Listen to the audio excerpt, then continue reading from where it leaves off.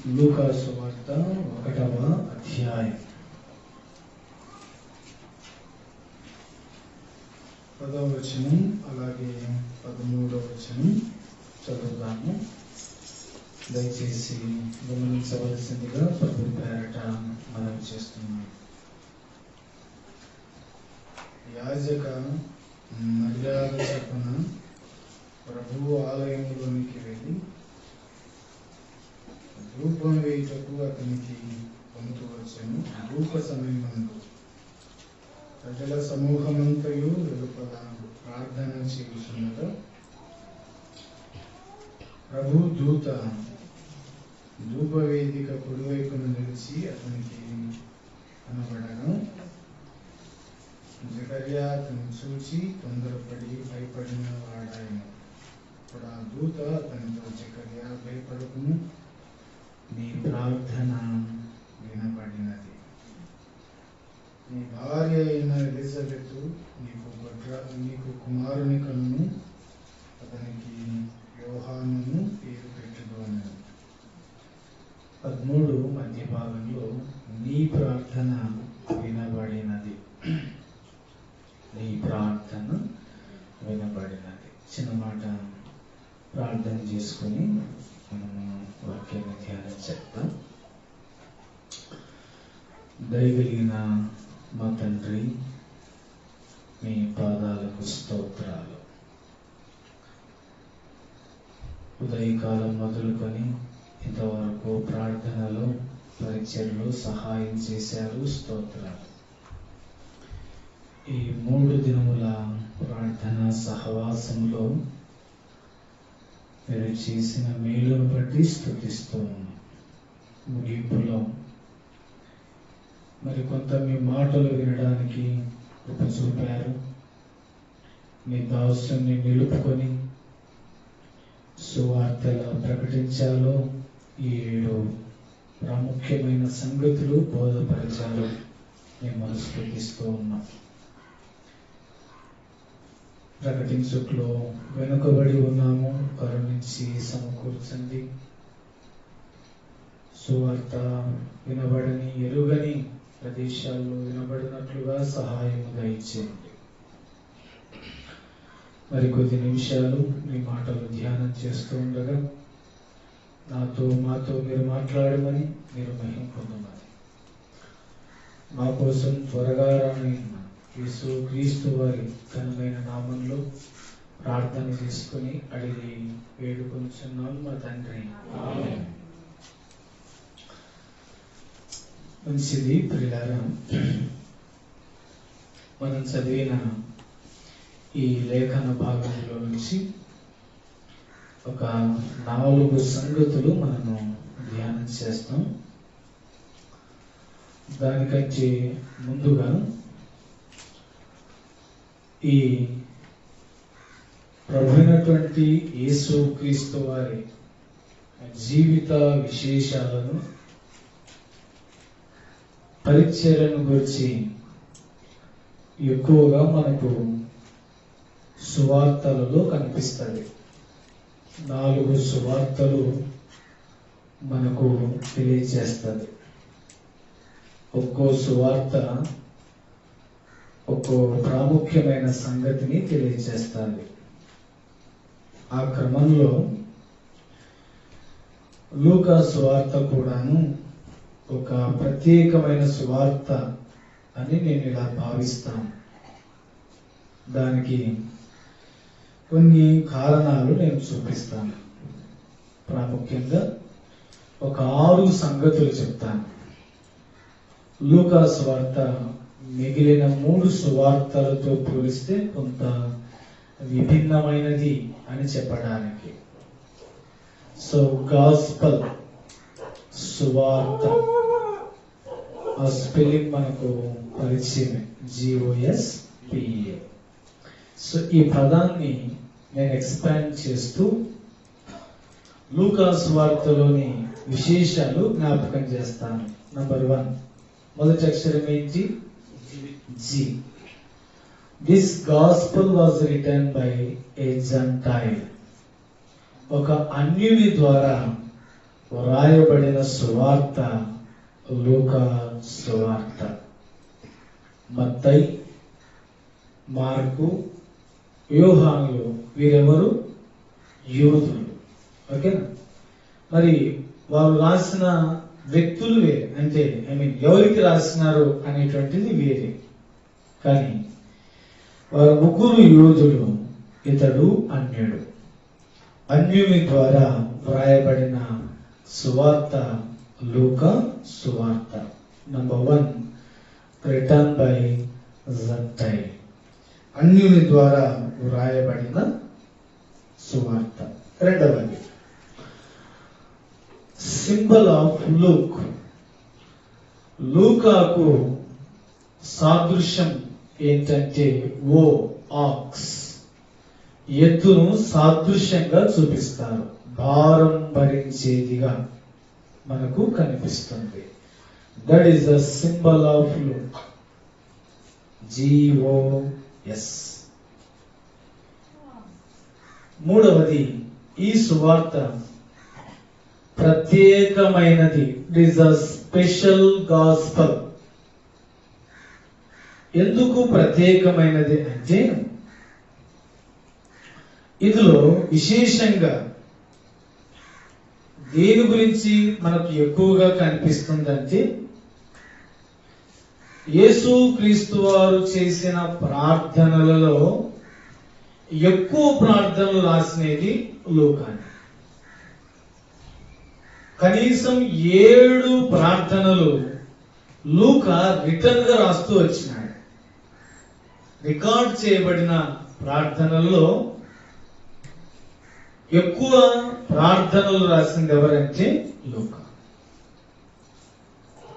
దీనికి స్పెషల్ అయినా రాసుకోవచ్చు, లేకపోతే సప్లికేషన్ అయినా రాసుకోవచ్చు. ఇంకో మాట కూడా జ్ఞాపకం చేస్తాను. కొన్ని ప్రత్యేకమైన దృష్టాంతాలు, ఉదాహరణకు తప్పిపోయిన కుమారుడు నువ్వు వెతుక్కోవాలని ఏడ వెతుక్కోవాలా? లూకాలోనే వెతుక్కోవాలని, ఏడ దొరకదు. ఓకేనా? జగ్గయ్య అంటే ఏడ వెతుక్కోవాలా? లూకాలోనే వెతుక్కోవాలి, ఇంకా బయట దొరకదు. నువ్వు బయట దొరుకుతున్నావు అంటే అర్థం ఏంటి? సర్వట్లేదని, అంతేనా కదా? అట్లా ఈ సువార్త ప్రత్యేకమైనది. విశేషంగా ప్రార్థనను గురించి ఎక్కువగా యేసు క్రీస్తు వారు చేసిన ఎక్కువ ప్రార్థనలు ఎవరు రికార్డ్ చేసినారు? లూకా. అందుకోసమేనేమో లూకాకు ప్రార్థన అంటే ఇష్టమేమో. మనకు ఏదైతే ఇష్టమో అది చేయడానికి ప్రయత్నం చేస్తాం. బోధ చేయడం ఎక్కువ ఇష్టం అనుకోండి, బోధ చేస్తాం. ప్రార్థన చేయడం ఇష్టం అనుకోండి, ఏం చేస్తాం? అంత దూరం పోతారన్నా. తినడం ఇష్టమైతే ఏం చేస్తాం కదా? పని చేసుకోవడం ఇష్టమైతే పని చేస్తాం. అట్లానే నేను భావిస్తాను, లూకా మంచి ప్రార్థనాపరుడు. మంచి ప్రార్థనాపరుడు. GOS. తర్వాత P, అంతే కదా? సో ఈ ఉత్తరం రాసి లేదా ఈ సువార్త రాసిన వ్యక్తి ఎవరంటే ఫిజిషియన్, డాక్టర్. మన మాదిరి దారిన పోయే వాళ్ళు కాదు. ఎవరు? ఆ కాలానికి యేసు క్రీస్తు ఉన్నటువంటి దినాలకే ఈయన ఎవరండి? Doctor, great physician. ఒక బైబిల్ పండితులు అన్నారు, అపోస్తలుడైన పౌలుకు పర్సనల్ డాక్టర్ అంటే ఎక్కడ పోతే ఎక్కడ ఈయన ఉంటాడు. ఒక మాట నోట్ చేయండి. కొలస్సీ పత్రిక 4వ అధ్యాయం 14వ వచనం. లూకా అను ప్రియుడైన వైద్యుడును దేమాయును మీకు వందనములు చెప్పుచున్నారు. మామూలు డాక్టర్ కాదు, బిలవర్డ్ డాక్టర్. మామూలుగా డాక్టర్లు ఎవరికైనా ప్రేమ ఉంటారు? ఎవరు ఉంటారు? వాళ్ళకి చేయదొరకంది మాత్రం ట్రీట్మెంట్ జరగదు. అవునా కదా? బేసిక్ గా ఎవరైనా కానీ ఎవరి దగ్గరైనా మనం బేరం ఆడొచ్చేమో, నన్ను కొంచెం తగ్గించుకున్నా డాక్టర్ దగ్గర ఆడతాము. ఇంకా ఆడినామంటే ప్రాణం మీద ఆడతాడు. చాలా భయం కదండి. ఈ డాక్టర్ ఎటువంటి డాక్టర్ అంటే ప్రియుడైన డాక్టర్, ఫిజిషియన్. అందుకోసమే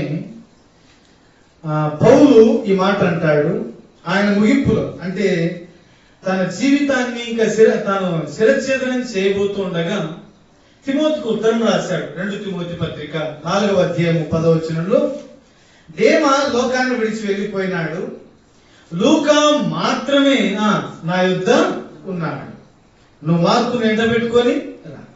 సో ఎంత ప్రియమైన వైద్యుడండి ఈయన, బిలవర్డ్ డాక్టర్, బిలవర్డ్ ఫిజిషియన్. కాబట్టి ఒక డాక్టర్ గారి ద్వారా వ్రాయబడిన పత్రిక. అందుకేనేమో కొన్నిసార్లు లూకా స్వార్థ చదివితే కొన్నిసార్లు అర్థం కాదు. ఎందుకు? డాక్టర్ కదా. ఇలా చెప్తాను, మార్కు స్వార్థ అర్థమైనట్టుగా మిగతా స్వార్థలు అర్థం కావు. మీరు ఎప్పుడైనా చదివింటారు, ఏది అర్థం కాదన్నా అంటారేమో, నీకన్నా ఒకటి అంటున్నారేమో, నాకు ఏది అర్థం కాదన్నా. కరెక్ట్. మార్కు స్వార్థ సులభంగా అర్థమవుతుంది, కానీ మిగతా స్వార్థలు అర్థం చేసుకోవడం కష్టం. విశేషంగా యోహాను, లూకా స్వార్థలు అర్థం చేసుకోవడం ఇంకా కష్టం. డాక్టర్ రాసింటాడు కదా, మీరు ఎప్పుడైనా డాక్టర్ రాయడం ప్రిస్క్రిప్షన్ చూసినారా? ఎవరికి అర్థం కాదు అది. ఎందుకు అంటే ఈ భూమి మీద అర్థం చేసుకోవడానికి ప్రయత్నం చేసిన అర్థం కాదు రెండే. కోంటోళ్ళు రాసిన అంగట్లో సరుకులు అర్థం కావు, డాక్టర్ రాసిన ప్రిస్క్రిప్షన్ కూడా అర్థం కాదు. ఎందుకంటే అవి ఆ మెడికల్ షాప్ లోనే దొరుకుతాయి, ఇంకెక్కడో దొరకవు. అది ఆయనకు అర్థమవుతుంది, మెడికల్ షాప్ ఓనర్కి అర్థమవుతుంది, ఇంకెవరికి అర్థం కాదు. అట్లని కిరాణం షాప్ కూడా రాస్తాడు, బ్యాన్ రాస్తాడు. తర్వాత నువ్వేం అర్థం చేసుకుంటే బ్యాన్ అంటావు. ఏంటంటే బెల్లం లేంటాడు. వాడు ఎంత నీట్ వేసి తెలుదు, ఎంత మనం క్యాలిక్యులేట్ చేసుకుంటామా, వేసి కరెక్ట్ అంటారు. హోల్సేల్ లేనా, మొత్తం హోల్ కొట్టేసి ఉంటాడు. మనకు తర్వాత అర్థం ఇది హోల్సేల్ అని. చెప్పదలుచుకున్న మాట ఏంటంటే ఫిజిషియన్ రాసినాడు, అంటే జ్ఞానవంతుడు రాసినాడు. కాబట్టి కొంత అర్థం చేసుకోవడానికి కష్టమే. ఇది GOSPE. It is the encouraging gospel.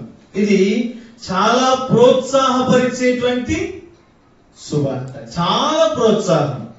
ఇందులో ప్రోత్సాహకరమైన మాటలు విశేషంగా మనకు కనిపిస్తాయి. ఉదాహరణకు ఈ ప్రోత్సాహకరమైన మాటల్లో నశించిన దానిని వెదకి రక్షించుటకు మనుష్య కుమారుడు లోకమునకు వచ్చాడు. That is the gospel of the gospel. స్వార్థకి స్వార్థ ఏంటి చెప్పండి? ఆయన వచ్చినాడు. ఇది వరకు దేవుని దాసులు జ్ఞాపకం చేసినాడు. ఎందుకు వచ్చాడు యేసు ప్రభు అంటే నశించిన దాన్ని వెదకి రక్షించుటకు. తర్వాత ఇంకో మాట చెప్తాను, ఈ నీ తమ్ముడు, ఈ నా కుమారుడు చచ్చిపోయి బ్రతికినాడు, తప్పిపోయి దొరికినాడు. అంటే ఎంకరేజ్మెంట్ కాదు. 10 వెండి నాణ్యాలు ఉన్నాయి, ఇల్లంతా ఊడ్చింది, ఒకటి పోయింది, దొరికింది, ఎంత సంతోషం ఉంటుంది చెప్పండి. సో ఇట్లాంటివి లూకా సువార్తలో ప్రోత్సాహకరమైన మాటలు ఎక్కువగా మనకు కనిపిస్తాయి. ఇక ఆఖరిది ఏంటండి? ఎల్. ఒకటవది జంటైల్, ఒక అన్యుని ద్వారా వ్రాయబడిన సువార్త లూకా సువార్త. రెండవది సింబల్, ఎద్దు, ఆక్స్. మూడవది సప్లికేషన్ లేదా స్పెషల్, ఒక ప్రత్యేకమైన లేదా ప్రార్థనకు సంబంధించి ఎక్కువగా రాస్తూ వచ్చినాడు. ఇక ఫిజిషియన్, ఎంకరేజ్మెంట్. సో ఆఖరిది L. It is the Lord's gospel లేదా it is the Lord's book in new testament. కొత్త నిబంధనలో అతిపెద్ద సువార్త లేదా అతిపెద్ద పుస్తకం లూకా సువార్త. కొంతమంది మూతి నాలుగేసినారు, ఏమన్నా దీంట్లో ఉండేది 24 అధ్యాయాలే, మీరేమన్నా పెద్ద అధ్యాయం పెద్ద పుస్తకం అంటున్నారు అంటారేమో. అధ్యాయాల రీత్యా పెద్ద పుస్తకం ఏదంటే మత్తయి, కానీ వచనాలను బట్టి కలుపుకుంటే లూకా సువార్త పెద్ద సువార్త. మత్తయిలో 1071 వచనాలు కనిపిస్తాయి కింగ్ జేమ్స్ వర్షన్ ప్రకారం, తెలుగులో కొంచెం అటు ఇటు ఉండొచ్చు. మార్కులో 678 వచనాలు ఉంటాయి, లూకాలో 1151 వచనాలు ఉన్నాయి. ఇప్పుడు ఏది పెద్దది? మీది కరెక్టా నాది కరెక్టా? మీదే కరెక్ట్, నాకు తెలియదు చెప్పింటానంటారు. రైట్. సో కొత్త నిబంధనలో అతి పెద్ద పుస్తకం ఏంటంటే లూకా సువార్త. ఇందులో 1151 వచనాలు మనకు కనిపిస్తాయి. అందుకోసమే it is the Lord's gospel in new testament. కొత్త నిబంధనలోకెల్లా పెద్ద పుస్తకం ఏంటండి? లూకా సువార్త. ఈ సువార్తల్లో ఒక మాట మనం చదివినాం. అదేంటి? నీ ప్రార్థన వినబడినది. ఈయన ఎక్కువగా ప్రార్థన గురించి రాస్తూ వచ్చినాడు. జకర్యా చేసిన ప్రార్థన రాసినాడు, యేసుక్రీస్తు వారు చేసిన ప్రార్థన రాసినాడు, సిలువలో దొంగ చేసిన ప్రార్థన రాసినాడు, తప్పిపోయిన కుమారుడు చేసిన ప్రార్థన రాసినాడు. ఇలాగున అనేక ప్రార్థనలు రాయబడ్డాయి. ఇందులో మొట్టమొదటి ప్రార్థన జకర్యా ఎలిజబెతులతో వారి సమూహం చేసిన ప్రార్థన గురించి వ్రాయబడింది. ఇందులో 4 సంగతులు జ్ఞాపకం చేస్తాను. మొదట ఈ 4 చెప్పినాక ఒకదాని తర్వాత ఒకటి సమయ అందుబాటును బట్టి ధ్యానం చేద్దాం. నంబర్ 1, ప్రాబ్లం, సమస్య. ఒకటవది సమస్య లేదా సమస్యలు, ప్రాబ్లమ్స్. మనకి ఎక్కువ ఉంటాయి, తక్కువ ఉంటాయి. ఎక్కువ ఉంటాయి కాబట్టి ప్రాబ్లమ్స్ అని రాసుకుందాం. రెండవది ప్రార్థన, ప్రేయర్ లేదా సాగిలపడుట అని రాసుకోండి. నంబర్ 1 ప్రాబ్లం, సమస్య. నంబర్ 2 ప్రేయర్, సాగిలపడుట లేదా ప్రార్థన. మూడవది ప్లెజర్, సంతోషం, సంతోషం. నాలుగవది ప్రైజెస్, స్తుతించుట. ఎన్నైనా? 4. రండి ఇప్పుడు మొదటిది చూద్దాం. ఏంటి సమస్య? లూకా సువార్త 1వ అధ్యాయం 7వ వచనం. ఎలిజబెతు గొడ్రాలైనందున వారికి పిల్లలు లేకపోయి, మరియు వారిద్దరు బహుకాలం గడిచిన వృద్ధులైంది. జకర్యా తన తరగతి క్రమం చొప్పున దేవుని ఎదుట యాజక ధర్మము చేయుచుండగా, 10వ వచనంలో ధూప సమయమందు ప్రజల సమూహం అంతయు వెలుపల ప్రార్థన చేయుచుండగా అని రాయబడింది. సో ఇక్కడ వీరు ప్రార్థన చేయడానికి ఒక సమస్య ఉంది. వారిద్దరు గొడ్రాలు, వారిద్దరు బహుకాలం గడిచిన వృద్ధులు. ఎలిజబెత్ గొడ్రాలై ఉండేను. చాలా సార్లు మనం ప్రార్థన ఎందుకు చేస్తాం? సమస్య ఉంటేనే ప్రార్థన చేస్తాం. అసలు ఏ సమస్య లేకపోతే ఇంత దూరం ఎందుకు వచ్చాం? ఇట్లా అంటాం. సమస్య లేదన్నా వచ్చే సమస్యనే లేదంటాం మేము. సమస్య ఉంది కాబట్టి ఆయన సన్నిధికి వస్తాం. కొన్నిసార్లు ప్రియులారా గుర్తుపెట్టుకోండి, సమస్యలు కొన్నిసార్లు మనం కొని తెచ్చుకుంటాము, కొన్నిసార్లు దేవుడు అనుమతిస్తాడు. మీరు అనుమతిస్తే ఒక 3 సమస్యలు నేను చెప్తాను. ఒక 3 సమస్యలు. ఇక్కడ ఒక ఫ్యామిలీ ప్రాబ్లం ఉంది. ఏంటి అంటే, సమస్యలు ఎవరెవరికి వాళ్ళ తగిన సమస్యలు ఉంటాయి. ఎవరికి సంబంధించిన సమస్యలు వాళ్ళకు ఉంటాయి. ఈ భూమి మీద సమస్యలు లేని వాళ్ళు ఎవరు లేరు. ఒకవేళ అట్ట ఎవరనంటే అదే వాళ్ళకి పెద్ద సమస్య అవుతుంది. ఎవరు ఉండరు. ఆ చెట్టుకు తగ్గ గాలి ఆ చెట్టుకు ఉండనట్టు. మరి మీరు వాక్యం చెప్తారు కదా, మాకు తగ్గ గాలి మాకు ఉంటుంది. మేము పెద్దోళ్ళం అంటే పెద్ద గాలి ఉంటుంది, చిన్నోళ్ళం అంటే చిన్న గాలి ఉంటుంది. సమస్యలు కామన్. అయితే ఇక్కడ ఒక ఫ్యామిలీ ప్రాబ్లం ఏంటంటే, ఆమె గొడ్రాలైనందున. నంబర్ 1 బ్యారెన్నెస్. ఈ కుటుంబానికి ఉన్న ఒక సమస్య ఏంటంటే గొడ్రాలు. 18వ వచనంలో జకర్యాని, ఇది నాకు ఎలా కుదరం, నేను ముసలివాడను. 24వ వచనంలో ఆ దినములైన పిమ్మట అతని భార్య ఎలిజబెత్ గర్భవతి, మనుషులలో నాకుండిన అవమానమును తీసివేయుటకు. సరే, సో మొట్టమొదటి సమస్య ఏంటంటే ప్రియులారా, బ్యారెన్నెస్. వీరి జీవితంలో ఫలం లేదు, వీరి జీవితంలో సంతానం లేదు. ఇక రాయబడింది, ప్రజలలో నాకుండిన అవమానాన్ని తీసేసిన. అంటే ఆ దినాలలో ఎందుకు, ఈ దినాల్లోనూ సంతానం లేకపోవడం ఏంటి చెప్పండి? అవమానం. ఒక్కొక్కరు ఒక మాట అంటారు, ఎన్ని మాటలు అంటారు. పెళ్లి సంవత్సరం 2 ఏళ్ళు తిరగగానే ఏమన్నా విశేషమా అంటారు. ఇంకా ఏం చెప్పకపోతే ఏమో విశేషమా మాట్లాడేస్తారు. మనిషిని ఎంత దారుణంగా మాట్లాడేస్తారంటే అంత దారుణంగా మాట్లాడేస్తారు. పోని వాళ్ళు ఏమన్నా ఇచ్చారా? ఏదైనా మనం కష్టపడేదే?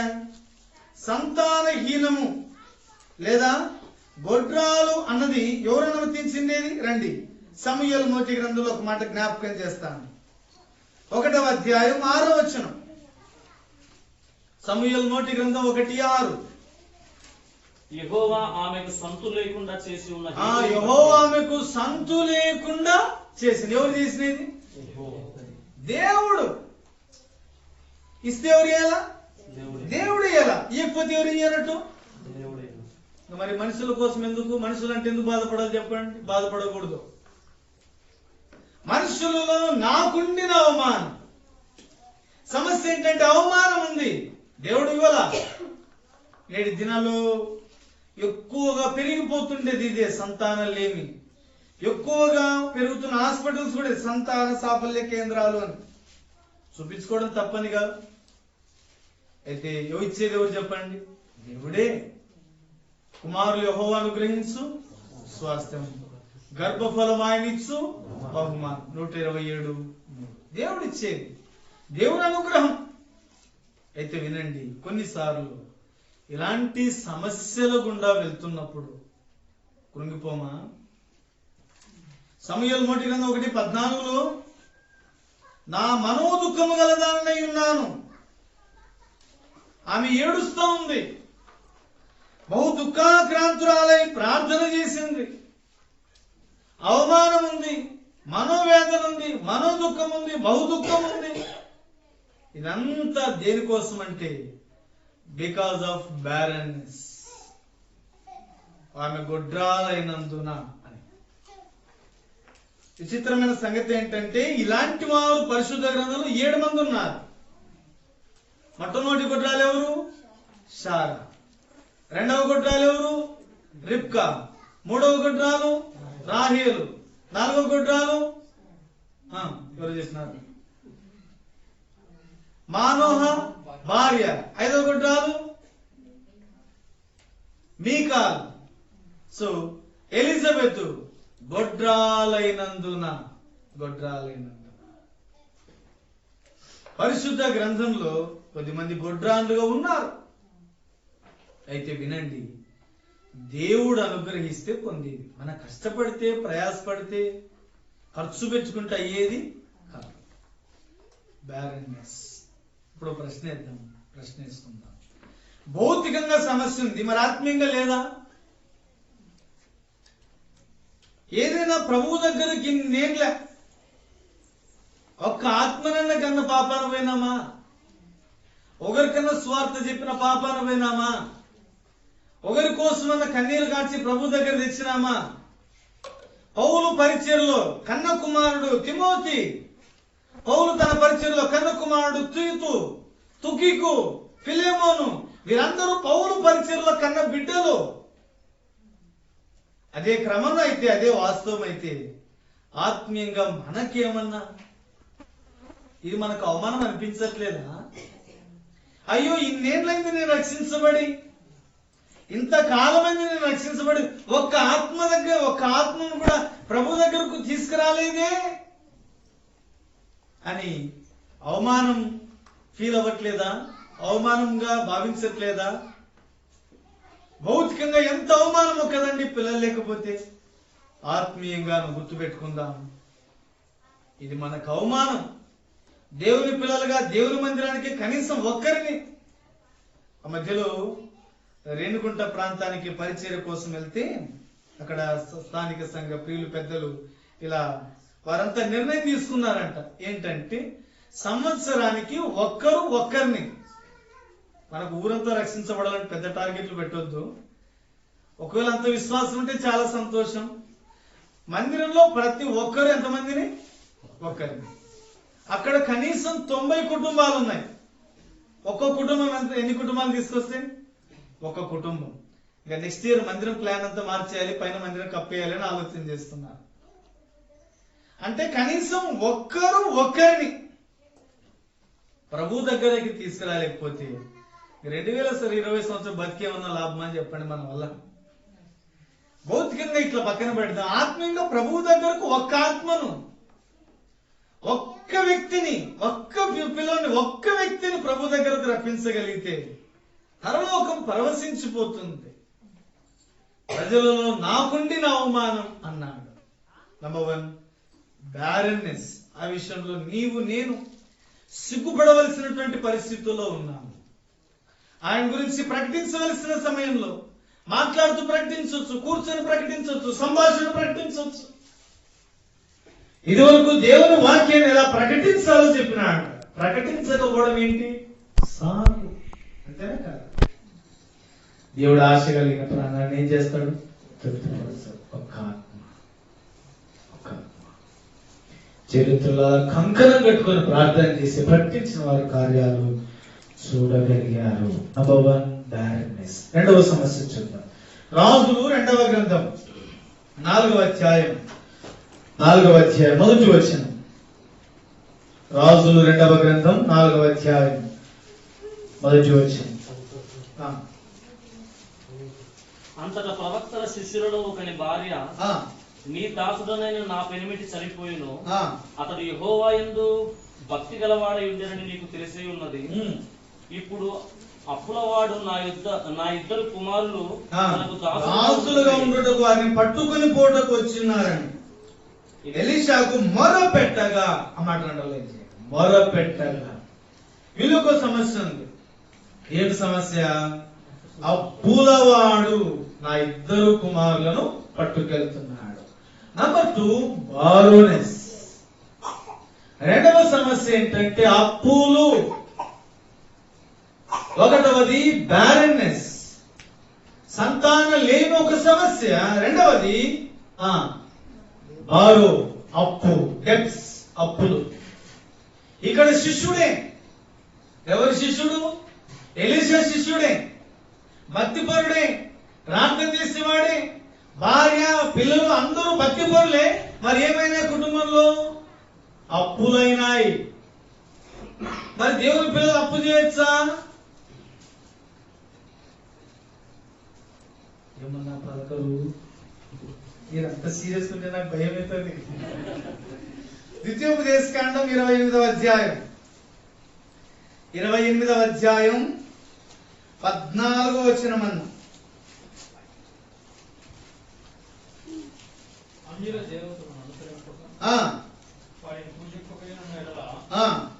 నీవు అనుసరించి నడుచుకునవలెనని నేను నీకు ఆజ్ఞాపించుచున్నా నీ దేవుడైన యెహోవా ఆజ్ఞలను విని వాటిని అనుసరించి గైకొనిన ఎడల యెహోవా నిన్ను తలగా నియమించును గాని తోకగా నియమింపడు. నీవు పైవాడవుగా ఉండు గాని క్రింది వాడవుగా ఉండవు. 12వ వచనం ఆఖరి భాగం అన్న, నీవు అనేక జనములకు అప్పిచ్చేదవు కానీ అప్పు చేయవు. This is the blessing of God. దేవుని ఆశీర్వాదం ఏంటంటే నీవు నా ఆజ్ఞల చొప్పున 28:1 నీవు నీ దేవుడిని యెహోవా మాట శ్రద్ధగా విని నేడు నేను నీకు ఆజ్ఞాపించిన ఆయన ఆజ్ఞలను అనుసరించి నడుచుకొనిన ఎడల. అంతేనా కాదు? షరతులతో కూడిన నిబంధన ఏంటంటే నీవు నా మాట శ్రద్ధగా విని అనుసరించి నడిచిన ఎడల నీవు అనేక జనములకు అప్పిచ్చేదవు కానీ అప్పు. మళ్ళీ వడ్డీ వ్యాపారం చేశారు. బాగా చెప్పినాడు అన్నాడు. This is the blessings of God. దేవుని యొక్క ఆశీర్వాదం ఏంటంటే అనేకులకు అప్పిస్తాడు. కానీ ఇక్కడ శిష్యుడు ఉన్నాడు, భక్తిపరుడే, దేవుని కార్యాలు చూసిన వాడే, అద్భుతాలు చూసిన వాడే, ఎలీషా వెంట వెళ్ళిన వాడే, అయితే అర్ధాంతరంగా ఏమైనాడు చెప్పండి? చనిపోయినాడు. ఎలా చచ్చిపోయినాడు? అప్పులు చేసి చచ్చిపోయినాడు. This is the another problem in family. కుటుంబాల మరొక సమస్య ఏంటంటే అప్పు. అప్పు. దేవుని పిల్లలకు అప్పు చాలా ముప్పు. అప్పు చాలా తప్పు. ఏదైనా అవసరాన్ని బట్టి, సందర్భాన్ని బట్టి ఏదైనా బదులు తీసుకొని, లేకపోతే ఎక్కడైనా తీసుకొని దాన్ని రిటర్న్ చేసుకోగలిగితే తీసుకోండి, తప్పులేదు. కానీ బహుశా జీవిత కాలం అంతా అప్పులు కట్టుకుంటా, వడ్డీలు కట్టుకుంటా, కనీసం మనం కష్టపడే కష్టానికి, మన కష్టపడే కష్టానికి సుఖంగా తినడానికి ఉండదా అండి? అయ్యో, జీవిత కాలం అంతా అప్పులు కట్టడం న్యాయం కాదు. ఇది దేవుని పిల్లలకు తగదు. కొంతమంది అంటారు, మీకేమన్నా బాగా పొలం ఉంది అంటారు. ఆ మధ్యలో ఇట్లా చెప్పింది నా మీద అన్నారు. మా లెక్కటలు కూడా అంటారు. మా నాయన నాకు రూపాయిలే పెళ్లి చేసుకున్నా కూడా ఇప్పటికి బతుకుతున్నా. 1 సెంటు పొలం ఇలే ఇప్పటికి బతుకుతున్నా. స్టిల్ టుడే దేవుడు పోషిస్తున్నాడు. అప్పు చేయాల. నేను నా భార్య కలిసి తీర్మానం చేస్తుంది ఏంటంటే, మన జీవిత కాలంలో అప్పు చేయకూడదు. ఎంత కఠినమైనా కానీ, ఎంత కష్టమైనా కానీ, పస్తులున్న పర్వాలేదు, అప్పు చేయకూడదు. అప్పు చేస్తే నేను వాక్యం చెప్పడం స్టాప్ చేస్తానని తీర్మానం చేసుకున్నా. అప్పు క్రైస్తవ జీవితానికి, భక్తి జీవితానికి పెను ప్రమాదం, ముప్పు. బయట వచ్చి ఎప్పుడు ఇచ్చావంటుంటే ఆ మధ్యలో ఇంటికి వెళ్ళాను. ఏం మాట్లాడుతున్నారండి? పాప విశ్వాసులే తీసుకున్నారు. వాళ్ళు వచ్చి ఎప్పుడు ఇస్తావంటే నానా మాటలన్నీ అంటా ఉంటే ఎంతో మనం చెప్పండి. ఈ క్రమంలో ఎప్పుడు స్వార్థ చెప్పాలి, ఎప్పుడు రక్షించాలి మనం చెప్పండి. నీవు అనేకులకు అప్పించదు కానీ అప్పు పుచ్చుకో. మన చేయి ఎప్పుడు ఇలా ఉండాలి, ఎట్లుండకూడదు. ఇట్లను ఉన్న పర్వాలే, మన చేతులు ఇట్టనాయే వచ్చిన సమస్య. దేవుని పిల్లలు ఎప్పుడు ఇట్లుండాలండి. మీ సొమ్ము నాకు అక్కర్లేదు. ఏశావు అంటాడు, నాకు కావలసినదంతా ఉంది, నీవే నాకు దానియేలు అంటాడు, అయ్యా నీ దానాలు, నీ బహుమానాలు ఎవరికి ఇచ్చుకుంటూ ఇచ్చుకో, నేను మాత్రం తీసుకో. ఎంత మంచి ఆత్మీయ అనుభవం అండి. దేవుని పిల్లలు గుర్తుపెట్టుకోనండి, మనకున్న దాంట్లో చాలా సార్లు అప్పులు ఎందుకైతాయి అంటే, ఎచ్చులకు పోయి అప్పులు అవుతాయి.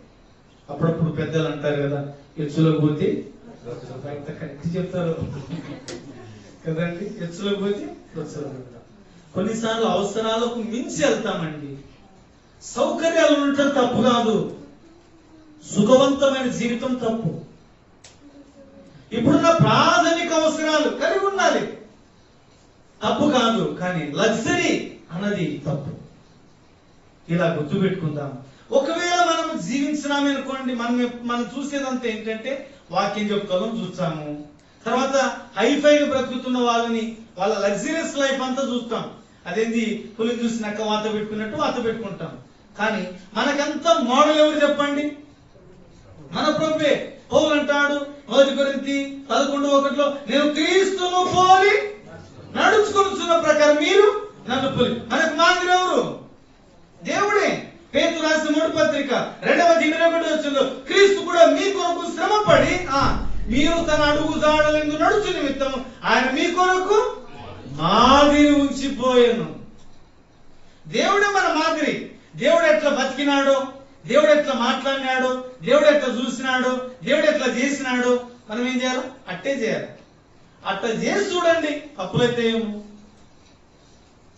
ఒకవేళ కట్టగలిగే సామర్థ్యం ఉండి, ఇచ్చుకునే సామర్థ్యం ఉండి, అవసరాన్ని బట్టి అడ్జస్ట్ చేసుకోగలిగే సామర్థ్యం ఉంటే అది వేరే. కొన్నిసార్లు ఇచ్చి పుచ్చుకోవడం, బదులు తీసుకోవడం తప్పేమి కాదు. అరువుగా తెచ్చుకోవడం, మళ్ళీ రిటర్న్ చేసుకోవడం తప్పేం కాదు. కానీ జీవితకాలం అంతా అలా బతకడం సమంజసం కాదు.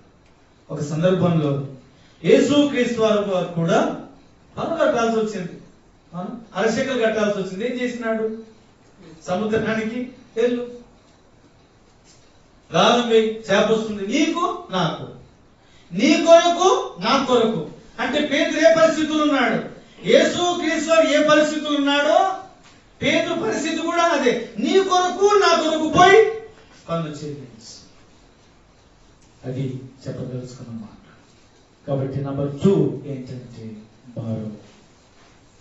కొన్నిసార్లు సమస్య ఇక్కడ ప్రార్థన చేయడానికి మూలం ఏంటంటే అప్పులు చేసే జీవితంలో నెమ్మది ఉండదండి. అప్పు లేకుండా ఇంత గంజి తాగినా నీళ్లు తాగినా తృప్తి వేరండి, ఎంత నెమ్మదిగా ఉంటాము. ఒకవేళ అలా కూరుకుపోయించే ప్రార్థన చేయండి. ప్రభు అడిగాడు, ఎలిషా అడిగాడు, నీకేమి కావాలని అడిగాడు. అయ్యా ఇది నా పరిస్థితి, నీ ఇంట్లో ఏముందో చెప్పంటే, ఇదిగో నా ఇంట్లో నూనె కుండ ఒకటి ఉంది, అది తప్ప మరేమి లేదు. ప్రభా నా జీవితం ఇది, పొరపాటు చేసినాను, ఎచ్చులో పోయినాను, నా జీవితంలో అప్పుల పాలైపోయాను, దయచేసి కరుణించు, కటాక్షించు, ఇక జీవితంలో నేను చెయ్యను అని తీర్మానం చేసుకుని ప్రభు దగ్గర నీ ఉన్న పాట నీ హృదయానికి ఖాళీ చేయి. ఎవడు కనికరిస్తాడు. తర్వాత ఏం మిగిలింది? 7వ వచనంలో, నీ అప్పు తీర్చి మిగిలిన దాంట్లో నీవును నీ పిల్లలను బ్రతకండి. మనకున్న దాంట్లో మిగిలిన దాంట్లో ఏం చేయాలా? మనం బతకాలా, మన భార్య పిల్లలు, మన కుటుంబం బతకాలండి. అప్పుడు ఆ ఫ్యామిలీ ఎంత అందంగా ఉంటారు. ఇంట్లో లేకున్నప్పుడు ఎంత సంతోషంగా ఉన్నారండి. అవునండి, వాళ్ళంతే సంతోషంగా ఉంటారు, కారణం వారు ప్రభువును కలిగిన వాళ్ళు. 2 సమస్యలు చెప్పినాను. 1వ సమస్య ఏంటండి? గొడ్రాలుగా ఉంది, అది ఒక సమస్య, బ్యారన్నెస్. 2వది అప్పు అనేటువంటిది ఒక సమస్య, బారు. 3వది చూద్దామా రండి. మార్కు సువార్త 9వ అధ్యాయం 24వ వచనం. 24. వెంటనే ఆ చిన్నవాని తండ్రి, నమ్ముచున్నాను, నాకు అపనమ్మకం ఉండకుండా సహాయం చేయమని బిగ్గరగా చెప్పాను. సహాయం చేయమని దగ్గర ఒకటని చెప్పి కిందేం రాయబడింది? కన్నీళ్లు విడిచి. నంబర్ 3 సమస్య ఏంటంటే బిలి.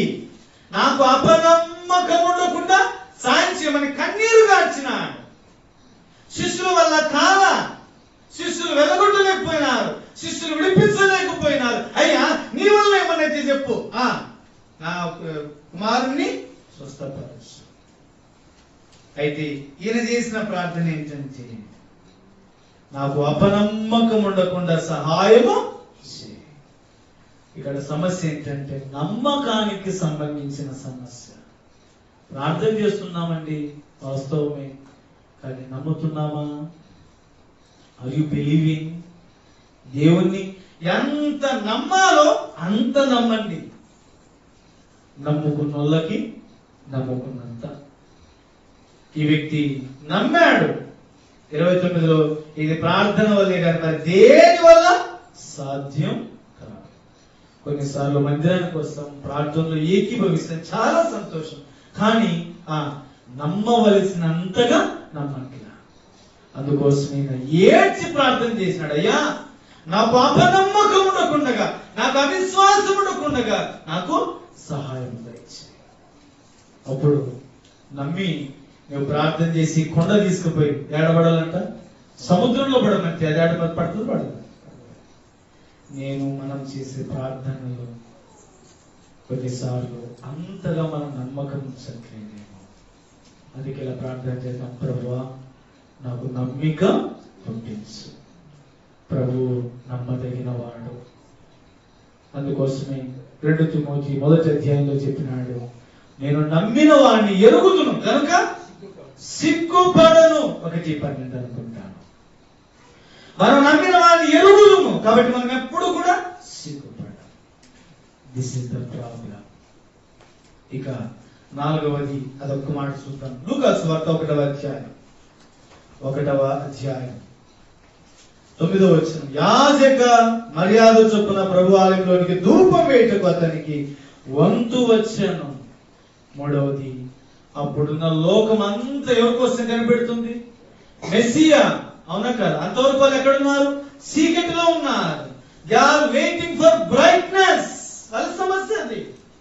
విడుదల కోసం కనిపెడుతున్నారు. అందుకోసమే లూకా సువార్త 1:79 ఆఖరులో మన పాదములను సమాధాన మార్గంలోనికి నడిపించినట్లు చీకటి నుండి మరణ ఛాయలోను కూర్చున్న వారికి వెలుగించుటకై. మలాకి నుంచి మత్తయి వరకు, అంటే ఈ మధ్యలో ఈ సువార్తలలో మొట్టమొదటి రాబడిన సువార్త మార్కు సువార్త. ఈ సువార్తకు మధ్య కాలువది అంటే దాదాపుగా 450 సంవత్సరాలు చిమ్మ చీకటి. అప్పుడు దేని కోసం వెయిట్ చేస్తున్నారు? మెస్సియా కోసం, ఆయన మొదటి రాకడ కోసం, ఆయన విడుదల కోసం మరణ ఛాయలో నుండి చీకటిలో ఉన్న వారికి వెలిగించుటకై. చీకటిలో ఉన్నారు వారు, అందుకోసం ఏం చేస్తున్నారు? జన సమూహం అంతా బయట ఏం చేస్తున్నారు? ప్రార్థన. లోపల ఎవరున్నారు? జకర్యా. ఇప్పుడు జకర్యా ప్రార్థనకి ఏమొచ్చింది? జవాబు. జకర్యా, నీ ప్రార్థన వినబడినది. మూడవ ప్రార్థన ఏంటంటే, నాలుగో ప్రార్థన దేనికోసం? సమస్య ఏంటంటే చీకటిలో ఉన్న వారికి వెలుగు రావాలి. నంబర్ 1 బ్యారన్నెస్, సంతానహీనం ఒక సమస్య. రెండవది బారోస్, అప్పులు ఒక సమస్య. మూడవది బిలీఫ్, నమ్మకత్వం ఒక సమస్య. మూడవది బ్రైట్నెస్, వెలుగు ప్రకాశం ఒక సమస్య. ఎంతమంది ఇప్పుడు చీకట్లో ఉన్నారు చెప్పండి? మానవుడు చీకటికి వెతుకుంటున్నాడు, చీకట్లోకి వెళ్ళిపోతున్నాడు, వెలుగును గుర్తించలేకపోతున్నాడు. యోహాను సువార్త 8:12 ఏమన్నాడు? నేను లోకమునకు వెలుగు అని చెప్పినాడు. దేవుడు వెలుగై ఉన్నాడు, కానీ వెలుగును గుర్తించలేకపోతున్నాడు. ఇది సమస్య. ఈ యుగ సంబంధమైన దేవత వారి మనోనేత్రములకు ఏం కలుగజేసింది? గుడ్డితనము కలుగజేసింది. పేతురు రాసిన మొదటి పత్రిక 2:9 మునుపు మనం ఎట్లా ఉన్నాము? చీకటి నుండి తన ఆశ్చర్యకరమైన వెలుగులోనికి మనల్ని పిలిచినాడు. బ్రైట్నెస్, ఇది సమస్య. రెండవది దాటి వెళ్దామా? లూకా సువార్త 1వ అధ్యాయము 9వ వచనం 10వ వచనం ఆఖరి భాగం. సమూహం అంతా వెలుపల ప్రార్థన చేయుచుండగా. ప్రార్థన చేయుచుండగా. Number 2 prayer. మొదటిది సమస్య చూసినాము, 4 సమస్యలు చూసినాము. రెండవది అక్కడ ఏముంది చెప్పండి? ప్రార్థన ఉన్నది. ప్రజలకు సమస్య ఉంది, కుటుంబానికి సమస్య ఉంది, వ్యక్తిగతంగా సమస్య ఉంది. ఇలా సమస్యలు సుడిగుండంలో వాళ్ళు ఏం చేసినారండి? ప్రార్థన చేసినారు. జన సమూహము వెలుపల ప్రార్థన చేయుచుండగా. ఇప్పుడు ప్రార్థనకు జవాబు ఎవరికి వచ్చింది? ఇలా అనాలి, నీ ప్రార్థన వినబడింది అనొచ్చు కదా. అన్నాడా జకర్యా? నీ ప్రార్థన వినబడింది అంటే సంఘంలో ఒకరు చేసే ప్రార్థన ఈజ్ ఈక్వల్ టు అందరు అని. ఒకరు చేస్తారు అందరే కొట్టకూడదు. మనం ఎట్లయినా కానీ రివర్స్ అర్థం చేసుకుంటాం కదా. వాళ్ళ సమూహం అంతా బయట ఏం చేస్తున్నారు? ప్రార్థన చేస్తా ఉంటే లోపల జకర్యా యాజక ధర్మం జరిగిస్తున్నాడు, ధూపం వేస్తున్నాడు. ఇప్పుడు అన్నాడు, జకర్యా నీ ప్రార్థన వినబడినది.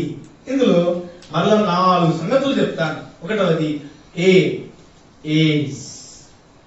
ఏబిసిడీలు చెప్తాను. ప్రార్థనకు అవసరమైన 4 ప్రాథమిక సత్యాలు. నంబర్ 1 ఏజ్, వయస్సు. ఏ వయసు వారు ప్రార్థన చేసినారండి? ఇక్కడ 18వ వచనం, జకర్యా ఇది నాకేలాగో తెలియదు, నేను ముసలి వాడను. అంటే ఏ వయసు వాళ్ళు ప్రార్థన చేసినారు? వృద్ధులు. అంటే 60 ఏళ్ళు పైబడిన వాళ్ళు ఏం చేసినారు? అంటే మిగతా వాళ్ళంతా ప్రార్థన చేయకూడదని కాదని అర్థం. అంటే 60 ఏళ్ళు పైబడినటువంటి జకర్యా, బహుశా 50 ఏళ్ళు పైబడినటువంటి ఎలిజబెత్ ఏం చేసినారు? ప్రార్థన చేసినారు. ఇక పక్క పేజీ తిప్పండి. లూకా సువార్త 2వ అధ్యాయం 37వ వచనం. 84 సంవత్సరాలు విధవరాలే ఉండి దేవాలయం విడవక ఉపవాస ప్రార్థనతో రేయింబగళ్ళు 84 ఇయర్స్ 84 ఏళ్ల వయసులో మోకాలు పట్టారంట. మనం 40 ఏళ్ల వయసుకి మోకాలు పట్టుకుంటాం. అయ్యా మోకాలు పోల్చినాయండి, ప్రార్థన చేయండి అని. 84 ఏళ్ల వయసులో ఏం చేస్తున్నారు? ప్రార్థన చేస్తున్నారు. సమూయేలు మొదటి గ్రంథం 1వ అధ్యాయం 28వ వచనము. అతడు యెహోవాకు అక్కడనే మ్రొక్కెను. ఎంత వయసు? పాలు విడిచిన అంటే 3 నుంచి 5 సంవత్సరాల వయసు. 3 ఏళ్ళకి ఎవరైనా పాలు విడిచిపెడతారు. అంటే 3 సంవత్సరాల నుంచి 5 ఏళ్ళ వయసులో ఏం చేసినారు? ప్రార్థన చేసినాడా లేదా? అంటే బాలుడు ప్రార్థన చేసిన, యవనస్తులు ప్రార్థన చేసినారా లేదా? సరే, దానియేలు గ్రంథం 2వ అధ్యాయం, దానియేలు గ్రంథం 2వ అధ్యాయం ఒక మాట జ్ఞాపకం చేసుకుందామా? దానియేలును తన స్నేహితులు ఏం చేసినారు? 2వ అధ్యాయం 17-18 వచనాలు. అప్పుడు దానియేలు తన ఇంటికి పోయి తన స్నేహితులైన హనన్యా, మీషాయలకు, అజర్యాకు సంగతి తెలియజేసి తాను తన స్నేహితులు బబులోనులో తక్కిన జ్ఞానంతో కూడా నశింపకుండానట్లు ఆ కళ యొక్క మర్మం విషయంలో పరలోకమందున దేవుని వలన కటాక్షం పొందిన నిమిత్తమై ఆయనను వేడుకొనుడని వారిని హెచ్చరించిన. ఎవరిల్లు? యవనస్తులు. అవునా? 17 సంవత్సరాలు అటు ఇటు ఉన్నోళ్ళు. ఇంకా కొంతమంది అంటారు, ఏమన్నా ప్రార్థన రావట్లేదు, మేము డ్యూటీలకు వెళ్తామన్నా, మేము గవర్నమెంట్ ఎంప్లాయీస్ అంటామన్నా అంటారు. వాళ్ళు కూడా మాట చూడండి. నెహెమ్యా గ్రంథం 1వ అధ్యాయం 4వ వచనం. నెహెమ్యా 1:4. ఈ మాటలు వినినప్పుడు నేను కూర్చుండి ఏడ్చి కొన్ని దినములు దుఃఖముతో ఉపవాసముండి ఆకాశమందలి దేవుని ఎదుట విజ్ఞాపన చేసి తిని. ఎవరిల్లు? ఉద్యోగస్తులు. అంటే వాళ్ళు కూడా ఏం చేయాలి? అంటే ఎవరైనా ప్రాథమికంగా అందరూ చేయవలసిన పని ఏంటి చెప్పండి? ప్రార్థన. ఉద్యోగస్తులు అయితే ఎక్కువ అంట. ఏమని? నేను కూర్చుండి ఏడ్చి ఉపవాసం ఉండి. జనాలు చెప్పే సాంగ్ ఏంటంటే, మాకు చాలా ఒత్తిడి ఉంటుంది అన్న, ఇంకా డ్యూటీ లేని ఒత్తిడి లేని డ్యూటీ అందరూ చెప్తే మాకు మేము కూడా తెచ్చాం. కూలికి వెళ్తారు, పని ఒత్తిడి ఉంటుందా? ఉండదండి, ఒత్తిడి ఉంటుంది. సో ఒక టీచర్కి ఒత్తిడి ఉంటుంది, పోలీస్కి ఒత్తిడి ఉంటుంది, సేవకులకి అందరికి మంచి ఒత్తిడి ఉంటుంది. ఇన్ని ఒత్తిడి మధ్య ఏం చేయాలా? నేను కూర్చుండి ఏడ్చి. వృద్ధులైన జగన్, ఎలిజబెత్ ప్రార్థన చేసినారు. వృద్ధురాలైన అన్నమ్మ ప్రార్థన చేసింది. అదే క్రమంలో బాలుడైన సమయంలో ప్రార్థన చేసినాడు. యవనస్తులైనటువంటి దానియేలు స్నేహితులు ప్రార్థన చేసినారు. అదే క్రమంలో ఉద్యోగస్తులైనటువంటి నెహెమ్యా ప్రార్థన చేసినాడు. దైవ సేవకుడు పౌరుడు ఏం చేసినాడు? మీ నిమిత్తం రేపగల్లో మానక ప్రార్థన చేసినాడు అంట. ఇప్పుడు చెప్పండి, ఎవరు? బ్రాకెట్ రాసుకుని, విత్ ఇన్ ద బ్రాకెట్ అందరూ కాదు, అందరము అని రాసుకుందాం. ఎందుకు? అందరూ అంటే నేను కాదు అనుకుంటారు. మళ్ళీ అందరం ఏం చేయాలా? ప్రార్థన. వీళ్ళు వృద్ధులు చేయాల్సిన పని ఏంటి చెప్పండి? ప్రార్థన చేసినారు. నేను ఎందుకు చెప్తున్నానంటే, అప్పుడు మనకు ఖాళీ సమయం ఎక్కువ ఉంటుంది. అవునా కదా? కొంత విశ్రాంతి సమయం ఎక్కువ ఉంటుంది. ఏం చేయాలా? అందుకు భక్తులు పాట రాశాడు, ముసలమ్మ ముచ్చట్లు. ఎందుకోసం అంటే వీళ్ళకి ముచ్చట్లు ఎక్కువ ఉంటాయి అని అర్థం. దాని అర్థం అంతే. అంటే ఈడున్న మాటలు తీసుకెళ్ళి ఆడున్న మాటలు ఇదా ఏడమోత్సరులేమ్మా, ఇవన్నీ కట్టి పెట్టి ఏం చేయాలా? ప్రార్థన చేయండి అమ్మా అని రాసినాడు. మళ్ళీ మాకు కాదనుకోవద్దు మీరు, ఓకేనా? నంబర్ 1 అందరం ప్రార్థన చేయాలి. కొన్నిసార్లు ప్రార్థనకు గైర్హాజరవుతూ ఉంటాం, అలా కాకూడదు. రెండవ చూద్దామా? బి 10వ వచనం ఆఖరి భాగంలో, ప్రార్థన చేయుచుండగా busyness. A for age, B for busyness. అంటే వారు ప్రార్థన చేయుచుండగా. జకర్యా లోపల ధూపం వేస్తున్నాడు, వీరు బయట ప్రార్థన చేస్తున్నారు. సమస్యలు ఎన్నో ఉండదు కాక ఏం చేయాలమ్మా? ప్రార్థన చేయాలి. సి చేయుచుండగా కన్సిస్టెన్సీ. ప్రార్థనలో ఏముండాలి? నిలకడ. అందుకే లూకా 18:1 ఏమన్నాడు? వారు విసుగక నిత్యము ప్రార్థన చేయుచుండవలెనట్టు ఆయన వారికి ఈ ఉపమానము చెప్పాను. ప్రార్థనలు ఏముండాలి? కన్సిస్టెన్సీ, స్థిరత ఉండాలి. నీవిస్తే గాని నిన్ను వదిలిపెట్టను. మనకంతా పరిచయమైన హోల్ ప్రేయర్ ఏంటి?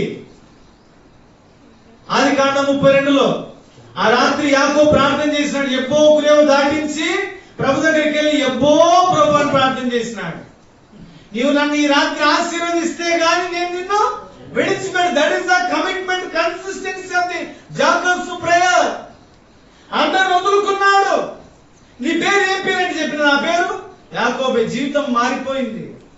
నీ పేరు ఇక మీద ఏమవుతుంది? ఇశ్రాయేలు. Consistency in prayer. అది పొందేంత వరకు మనం చేస్తాం. చేసిన కాదు తెచ్చిన ఈ పని కాదులేని వదిలేస్తాం. చాలా ప్రార్థన చేసామన్నాక ఈ పని కాదులేని దేవుడు కూడా విసుగుపోయింది తెలుసాడన్న, అందుకోసమే ప్రార్థన చేయలేదన్న. దేవుడు విసుగుపడతాడా? అప్పుడు తెస్సలోనికీయులకు రాసిన మొదటి పత్రిక 5వ అధ్యాయంలో ఎరుగుతుంది కదా, ఎడతెగక ప్రార్థన చేయి. అపోస్తలుల 1:14 ఆ రోజు వారు ఎడతెగక ఆ గృహంలో చేరి ప్రార్థన చేస్తున్నారు. కన్సిస్టెన్సీ. ఇక 4వ చూడండి, డి. 18వ వచనం, 1:18. జకర్యా, ఇది నాకేలాగూ తెలియను. డౌటింగ్. ఇది నాకేలాగూ తెలియను. ప్రార్థనలో అనుమానం ఉంటుందో ఉండదా? జకర్యా లాంటి వ్యక్తికి ఏమొచ్చిందమ్మా? అనుమానం. పక్క భాగంలో కూడా చూడండి 1:34, అందుకు మరి నేను పురుషుని ఎరగని దాన్ని ఇది నాకేలాగూ జరుగును. ఇలా చూడండి, నా వైపు చూడండి. ఈయన డౌట్ పడ్డారు. ఎవరు? జకర్యా. మరియు కూడా ఇది నాకేలా జరుగును, అసలు ఇది ఎట్లా అవుతుంది? నేను పురుషుని ఎరగని దాన్ని నేను చెప్పింది. జకర్యా అన్నాడు, ఇది నాకేలా జరుగును, నేను ముసలి వాడను. ఇలా చెప్తాను. జకర్యా ఎవరు? యాజకుడు. యాజకునికి ధర్మశాస్త్రం తెలుసో తెలియదు. బైబిల్ గ్రంథంలో మొట్టమొదటి యాజకత్వం ఎక్కడ జరిగింది? మాకేం తెలుసు? ఆదికాండం 14వ అధ్యాయంలో కదా. అబ్రహాము యుద్ధానికి వెళ్ళినప్పుడు మెల్కీసెదెకు మొట్టమొదటి ప్రధాన యాజకుడు, పరలోకపు యాజకుడు మెల్కీసెదెకు ఎక్కడ కనిపిస్తాడు? అబ్రహాం దగ్గరనే కదా. అబ్రహాం గురించి జకర్యా తెలుసా తెలియదా? ఖచ్చితంగా తెలుసు. ఎందుకోసం అంటే యాజకుని యొక్క మొట్టమొదటి ప్రస్తావన అక్కడే రాయబడింది. సో 100 సంవత్సరాలు అబ్రహాము కనునా 90 ఏళ్ళ శారా పిల్లలుగా అని జకర్యాకు తెలిసిందా? తెలుసు. తెలిసినప్పుడు ఏం చేసినాడు? నమ్మలా. అందుకోసం ఏమైంది? ఇది నాకేలాగూ జరుగును, నేను ముసలివాడిని అనేసరికి దేవుడు నోటి మీద కొట్టినాడు. నోటి మీద అని ఏమైనాడు? ముగ్గొడ్డు అయినాడా లేదా? కొన్నిసార్లు అనుమానంతో మనకి రావాల్సినటువంటి దీవెన రాదు. దేవుడు జకర్యా నోరు మూసేసినాడు. ఎంతవరకు అండి? ఎంతవరకు? రండి, లూకా సువార్త 1వ అధ్యాయం 64వ వచనం. వెంటనే అతని నోరు తెరవబడి నాలుక సడలి ఏమి ఇది ఎలా జరుగు ప్రభా అనొచ్చు కదా. అప్పుడు ఏమన్నాడు? దేవుణ్ణి స్తుతించిన ప్రభా, తప్పైంది నాయన. అప్పుడు నోరు తెలిసి ఏమైనా నోరు మూసేసినాడు దేవుడు. జీవితం మూసేయలే. ఇప్పుడు ఏం చేశాడు? నోరు తెరవగానే ఏమొచ్చిందండి? స్తుతి. ఒకప్పుడు అనుమానం వచ్చింది, ఇప్పుడు ఏమొచ్చింది? స్తుతి. ఆరాధన వచ్చింది. అనుమానం చెందిన వ్యక్తిలో దేవుడు ఆరాధన నింపినాడు. అంటే 6000 సంవత్సరాల మానవ చరిత్రలో ఒక నిండు వృద్ధ దంపతులు ఏమైనారు? పిల్లలు కన్నారు. జకర్యా ఎలిజబెత్ అంతకంటే పెద్ద లైలు కాదు కదా. వాళ్ళకి 100 ఏళ్ళు, బహుశా 60 ఏళ్ళని బైబిల్ పట్టేది అభిప్రాయం. 60 ఏళ్ళకి నువ్వు నమ్మకపోతే జకర్యా, 100 ఏళ్ళకి అబ్రహాం ఎట్లా నమ్మాలంటే? అందుకే ప్రభు ఆయన విశ్వాస పితరుడైనాడు అంటాడు. అంతేనా కదా? 100 సంవత్సరాల వయసు నమ్మాడు. అతడు దేవుడు నమ్మాడు కనుక అది అతనికి నీతిగా ఎంచబడింది. అందుకోసం అబ్రహాం ఏమంటాడంటే, విశ్వాసం ఎవరు? పితరుడు. అది ప్రార్థన కావాల్సింది. డౌటింగ్. ఇక 4వది ఏంటంటే ఎంకరేజ్మెంట్. చూడండి, లూకా సువార్త 1వ అధ్యాయం. ఈ ఎంకరేజ్ ఏమని ఎంకరేజ్ చేసినాడు? లూకా సువార్త 1వ అధ్యాయం 13వ వచనం. అప్పుడు ఆ దూత అతనితో, జకర్యా భయపడకుము, నీ ప్రార్థన వినబడినది, నీ భార్య ఎలిజబెత్ నీ కుమారుని కనును, అతనికి యోహానును పేరు పెట్టుదు. ఎంత ఎంకరేజ్మెంట్ మాట్లాడి. భయపడొద్దు అని చెప్పినాడా?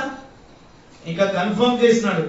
నీ భార్య కుమారుని కంట అది నీకు, అతనికి ఏమని పేరు పెడతారు? యోహాను. ఇంత కన్ఫర్మ్ కూడా దేవుడు చెప్తే యోహాను ఏం జకర్యా ఏం చేసినాడు? అనుమానించినాడు. ఇది నాకేలాగూ పిల్లల. కొన్నిసార్లు దేవుణ్ణి నమ్మవలసినంతగా నమ్మలేమండి. ఇలా చెప్తాను, కొన్నిసార్లు అన్యులు నమ్ముతారు, అంతగా కూడా మనం ప్రభువుని నమ్మలేము. అది బాధకరం.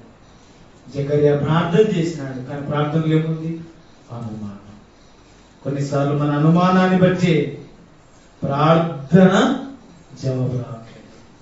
అందుకోసమే పేతురు భక్తుడు మాట రాసినాడు. చూడండి, పేతురు రాసిన మొదటి పత్రిక 2వ అధ్యాయం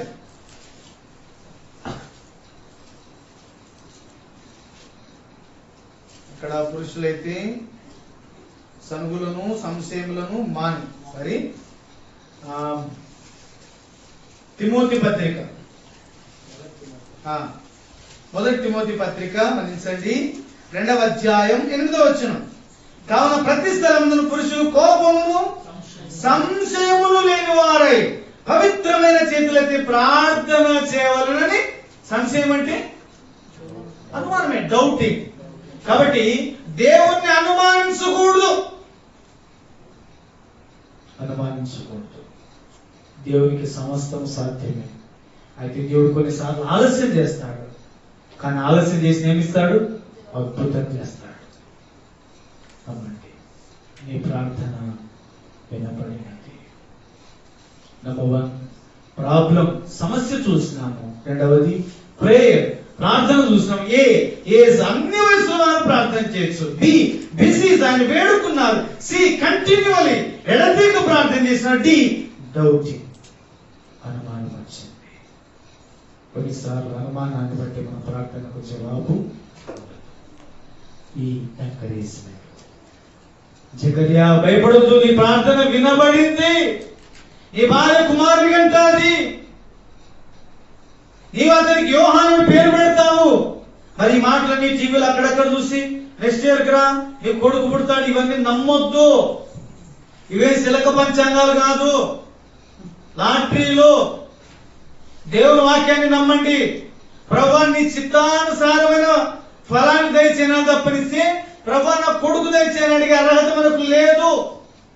ఏంటికి? దేవుని యొక్క ఆశను, దేవుని యొక్క కోరికను, మన ఆయన కలిగి ఉన్నటువంటి ఉద్దేశాన్ని మనం ఏం చేస్తున్నట్టు? దిక్కుపరుస్తున్నట్టు కాదా? దేవుడు మనకు కుమారు ఇవ్వాలనుకుంటాడు. కొడుకు నడితే, కూతురు నడితే ఎట్లా? నేను మామూలు ఎవరిని కాదు, నాకు కూతురు అంటే చాలా ఇష్టం. ఎందుకంటారంటే మేము 3 మగ పిల్లలమే. మా అమ్మ ఊరికి పోయిందంటే పస్తులే, కనీసం భోజనం ఇవ్వడం లేరు, కనీసం ఇల్లు ముడుస్తులు కూడా ఉండేవాళ్ళు కాదు. మా ఎక్కువలు చాలా, మా పెద్దనాన్నలు చాలా మంచోళ్ళు గట్టి వచ్చి చేసేవాళ్ళు. అప్పుడు అనుకునేవాళ్ళు ఇంటికి ఆడపిల్ల దీపం అంటే. అప్పుడు అర్థమైంది. తర్వాత నేను కూడా అన్నాను, ప్రభా మాకు కూతుర్ని దయచే ప్రభా. బయటకని లేదు, లోపల అనుకున్నాను. సో అప్పుడప్పుడు నా ఫైల్స్ అంతా చిన్న పిల్లల ఆడపిల్లల బొమ్మలు అన్ని పెట్టుకునేవాడిని. మా సిస్టర్ చూసి ఓహో ఆడపిల్ల అంటే చాలా ఇష్టం ఈయనకే అనుకోయింది. నేను కూడా అనుకున్నాను దేవుడు కూతుర్ని ఇస్తాలే. ఈలే. తర్వాత ఫస్ట్ కొడుకుని ఇచ్చినాడు. మళ్ళా దేవుడు బాధపడతాడు అనుకున్నాడు ఏమో, కానీ మళ్ళీ తర్వాత కూతుర్ని కూడా ఇచ్చినాడు. దేవుడు కనికరించినాడు. దేవుడికి ఏది ఇష్టమో అది ఇస్తాడు. ఆయనకు తనకి ఇష్టమైనది అంతా చేస్తాడు. మాకు కాదు యెహోవా కృపా సత్యం బట్టి నీ నామమునకు మహిమ కలుగును గాక. వారి దేవుడు ఏడని అన్ని జనులు ఏడ చెప్పుకొందురు. మా దేవుడు ఆకాశమందున్నాడు. ఆయన తనకి ఇచ్చ వచ్చినట్లుగా సమస్తమును జరిగించుచున్నాడు. మరి నువ్వు ఛాయిస్ కోరుకోవడం తప్పు కాదా? అలా ఛాయిస్ కోరుకోవడం. దేవుడు తన చిత్తము చొప్పున చేస్తాడు. నీ చిత్తానుసారంగా నాకు దయచే, నీ చిత్తానుసారంగా నన్ను నడిపించు. అదే 41:8 వచనంలో నీ చిత్తానుసారం దేవా, నా ఆంతరంలో నీ ధర్మశాస్త్రం ఉన్నది, నీ చిత్తానుసారంగా నన్ను నడిపించుము. ఒక బైబిల్ పండితుడు వ్యాఖ్యానించారు, this is the prayer of the prayer. ప్రార్థనలకే ప్రార్థన ఏంటంటే ప్రభువా నీ చిత్తం, నీ చిత్తం, నీ చిత్తం. కొన్నిసార్లు మనం ప్రార్థన చేసేది ఏంటంటే మనసులో అంటే ఒకటి పెట్టుకుంటాము, బయటికి ప్రభువా ఇది నీ చిత్తం అయితే అని. మనసులో ఒకటి, బయట ఒకటి. దేవుడు చేయడం ఖాళీ చేసేది ప్రభువా నీ చిత్తం అని అప్పగించుకొని చూడు దేవుడు చేసే అద్భుతం. అప్పుడప్పుడు పెళ్లిళ్ళప్పుడు ఇలా ప్రార్థన చేస్తాం, ఆ ప్రభువా నీ చిత్తానుసారమైన భాగస్వామి. అవన్నీ కాదు, ముందే ఉంటే మొత్తం అన్ని ఫిలప్ చేశాను. ఇంత ఉండాలి, ఇట్లుండాలి, అట్లుండాలి, ఇట్లుండాలి, అట్లుండాలి అని మొత్తం ఫిలప్ చేసుకొని కింద ప్రభా సంతకం పెట్టు ప్రభా అంటే దేవుడు అంత తిక్కోడు అన్నాడు. దేవుడి దగ్గరికి వెళ్ళేటప్పుడు భక్తుడు అన్నాడు, కింద నువ్వు సంతకం చేసి ఖాళీ పేపర్ మీద సంతకం చేసి ప్రభా నువ్వు ఏమి ఇస్తే తీసుకుంటాను. అది విశ్వాసం. ఆప్షన్స్ అన్ని నువ్వు తీసుకొని అన్ని నువ్వే సెలెక్ట్ చేసుకొని ప్రభా సంతకం పెట్టినట్టు అది తప్పు కదా. దేవుని పిల్లలకి అది తప్పు. ఇక మూడవది, ఆ సమస్యలోంచి ప్రార్థన చేసినారు. ఇంకేమొచ్చింది చూడండి, త్వరగా మనం ముగించడానికి ప్రయత్నం చేద్దాం. లూకా సువార్త 1వ అధ్యాయం 17వ వచనం. మరియు అతడు తల్లిదండ్రుల హృదయంలో పిల్లల తట్టుకును అవిధేయులను నీతిమంతుల జ్ఞానమును అనుసరించుటకు తిప్పి ప్రభు కొరకు ఆయత్తపడిన ప్రజలు సిద్ధపరచుటకై ఏలియా యొక్క ఆత్మశక్తి గలవాడై ఆయనకు ముందుగా వెలును గనక నీకు సంతోషమును మహానందమును కలుగును. అతడు పుట్టినందున అనేకులకు సంతోషించుదు. Number 3 pleasure. ఏమొచ్చిందమ్మా? సంతోషం. ఇలా చెప్పనా, సమస్య ఎలా మారిపోయింది? సంతోషంగా మారిపోయింది. ఎలా? Through prayer. దేవుడు ఒక సమస్యను సంతోషకారణంగా మార్చగలడు ఎప్పుడంటే ప్రార్థన ద్వారానే. అయితే ఎవరి వ్యక్తి? అతడు పుట్టినందున అనేకులకు సంతోషం. నంబర్ 1, మనం పుట్టుట ద్వారా సంతోషం కలుగుతుందా? ఎవరి వ్యక్తి? యోహాను. ఒక 5 మాటలలో నోట్ చేస్తారా? Number 1, the person of the pleasure. ఈ సంతోషం కలిగించిన వ్యక్తి ఎవరండి? యోహాను. యోహాను అంటే అర్థం ఏంటి? యెహోవా యొక్క దానము, గిఫ్ట్ ఆఫ్ గాడ్. యోహాను అంటే దేవుని వరం, దేవుని దానం. జకరియా ఎలిజబెత్ కన్నీటి ప్రార్థనకు ఫలం. దేవుడు తన వరాన్ని ఇచ్చినాడు, దేవుడు అనుగ్రహించినాడు. Number 1 person. నంబర్ 2 చూడండి, ఎవరు ఆ వ్యక్తి? 14వ వచనంలో అతడు ప్రభు దృష్టికి గొప్పవాడై ద్రాక్షారసం లేనను మద్యం లేనను త్రాగక. Number 2 the man of purity. ఈ వ్యక్తిలో యోహానులో ఏముందండి? పరిశుద్ధత ఉంది. అతడు ద్రాక్షారసం లేనను మద్యము లేనను తాగక. దేవుడు మన జీవితంలో చూసేది ఏంటంటే పరిశుద్ధత. దేవుడి పిల్లలైన వారికి ఇది తగదు. ఆ మధ్యలో ఓ పెళ్లి జరిగిందండి, విశ్వాసులే పెళ్లి అంగరంగ వైభవంగా జరిగింది. ఆ పెళ్లి బ్రదర్ నాకు వీడియో పంపించినాడు. ఆ మందిరంలో ఉన్నటువంటి ఎవరస్తులు, బాప్తిసం పొందిన వారు, బలలో జీవిస్తారు, తాగి ఈలసి కేకలేస్తున్నారు. ఎంత చెడిపోయిందండి క్రైస్తవ ప్రపంచం. దేవునికి ఘనత అంటే అతడు ద్రాక్షారసములను మద్యములను త్రాగక. నా మ్యాన్ ఆఫ్ ప్యూరిటీ. అతడు పరిశుద్ధత కలిగిన వాడు. అంత మాత్రమేనా? మూడవది 16వ వచనంలో ప్రజలను సిద్ధపరచుటకై. Number 3 preparing people. ప్రజలు సిద్ధపరిచిన వాడు. నంబర్ 4 ఏలియా యొక్క శక్తి కలిగిన వాడు, పవర్ఫుల్ పర్సన్. ఎవరు? యోహాన్. ఇప్పుడు ఇలాంటి వ్యక్తి అందరికి ఏమొచ్చింది? మొదటిది యోహాను, రెండవది పరిశుద్ధత కలిగిన వాడు, మూడవది సిద్ధపరిచేవాడు, నాలుగవది శక్తి కలిగిన వాడు, ఐదవది సంతోషము కలిగించిన వాడు. అతడు పుట్టినందున ఏమొచ్చిందండి? సంతోషం. ఇంకో మాట చూపిస్తాను. లూకా సువార్త 1వ అధ్యాయం 58వ వచనం. అప్పుడు ప్రభు ఆమె మీద మహాకనికరం ఉంచినని ఆమె పొరుగు ఆమె బంధువులను విని ఆమెతో కూడా సంతోషించిరి. ఒకప్పుడు ఏముంది? సమస్య. ఒకప్పుడు సంతాపం. ఇప్పుడేమొచ్చింది? సంతోషం. ఆమెకు, మరి కుటుంబానికి, బంధువులకు, బహుశా ప్రాంతం అంతా ఏమొచ్చింది? కోనసీమలో సంతోషం. ఒకరిని బట్టి, ఎవరిని బట్టి? John the Baptist. యోహాను బట్టి ఏమొచ్చిందండి? సంతోషం. He is the man of సంతోషం కలిగించిన వ్యక్తి. ముగింపులో మాట చెప్పి ముగించనా? నిన్ను బట్టి సంతోషం ఎవరికైనా? ఇక్కడ యవనస్తులారా, తమ్ముడు చెల్లి, నిన్ను బట్టి నిన్ను కన్నవారికి సంతోషం ఉందా?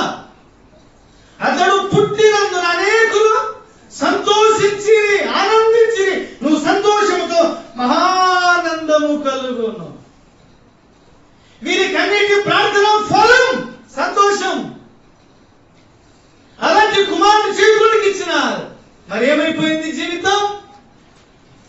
ఏమైపోయింది నీ ఆలోచన? అతడు పుట్టినందున. ఈ భూమి మీద నీ తల్లిని తండ్రి, నీ తల్లి 9 మాసాలు మోసి నేను గర్భము ధరించి వేదన పడి ఈ భూమి మీద నేను తీసుకొచ్చిన వేళ, ఆ వేదన కన్నీటికి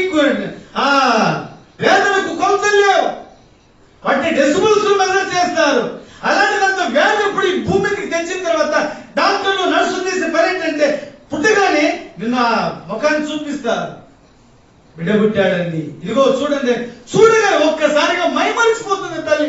తన వేదన, ప్రసవ వేదన, కన్నీరు, దుఃఖం అంత మరిచిపోయి నిన్ను చూసి మురిసిపోతుంది. నీ తల్లి నిన్ను కన్నప్పుడు పడిన ఆనందం అట్లాంటిది. దినాలు గడిచే కొద్ది పెరిగి పెద్ద అయిపోయినావు, తాగుబోతు అయిపోయావు, తిరుగుబోతు అయిపోయావు, దేవుడంటి లెక్కలే, దైవం అంటే లెక్కలే, సేవకుడింటి లెక్కలే, నీచమైన స్థితికి దిగజారిపోయినావు. మరలా నీ తల్లిదండ్రులకు ఏమొస్తుంది? న్యాయమా? ధర్మమా? ఎంత చెడిపోయింది లోకం. సంసోను లాంటి బలాఢ్యుడు పుట్టాడని ప్రార్థన చేసి ఉపవాసం ఉంటే పొలంలో సైతం ఆయన కోసం ప్రార్థన చేస్తుంటే దేవదూత ప్రత్యక్షమైంది. అటువంటి ప్రార్థన పరుల కుమారుడే ఎవరు? సంసోను. న్యాయపత్రులు 13వ అధ్యాయంలో 1:27 సార్లు యెహోవా దేవుడు, యెహోవా దూత, యెహోవా అనే మాట కనిపిస్తుంది. ఆ తర్వాత అంతా ఖాళీ. 14, 15, 16 3 అధ్యాయాలు చదవండి, 7 సార్లు మాత్రమే దేవుడు అనే మాట కనిపిస్తుంది. ప్రార్థనా పరులైన తల్లిదండ్రులకు ఎవరు పుట్టినాడు?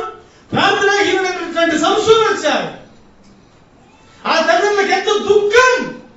అయ్యో నా కుమారుడా, ఇశ్రాయేలులో పిల్లలు అనుకున్నారో కన్నీళ్ళు అనుకున్నారు అంటే వినకపోయింది.